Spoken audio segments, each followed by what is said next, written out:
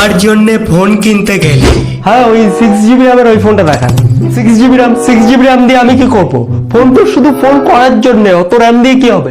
না না দাদা, অত র্যামের দরকার নেই। আচ্ছা, ওই ফোনের স্টোরেজ যেটাতে বেশি থাকে এরকম দেখে স্টোরেজ দিয়ে আমি কি করব? আরে ফোন তো শুধু ফোন করার জন্য। না না, অত দরকার নেই। প্রসেসরটা যেন একটু হাই কনফিগারেশন থাকে। প্রসেসর ফোন শুধু ফোন করার জন্য, অত প্রসেসর নিয়ে আমি কি করব? না না, দরকার নেই অত। অ্যাট লাস্ট ক্যামেরাটা তো একটু ভালো নাও। ফোন তো শুধু ফোন করার জন্য। যদি ফটো তোলারই হতো আমি তো ক্যামেরাই নিতে পারতাম। ওর কথা আপনি একদম শুনবেন না। আপনি আমাকে একটা নর্মাল ফোন দিন। এই যে আপনার নর্মাল ফোন। এই তো ঠিক আছে। কিছুদিন পর। আয়ুষ, আয়ুষ দেখ তো ফোনের ডকুমেন্ট গুলো খুলতে তো লেট করছে কেন? ফোন তো শুধু তোমার ফোন করার জন্য, অত ডকুমেন্ট করে কি হবে?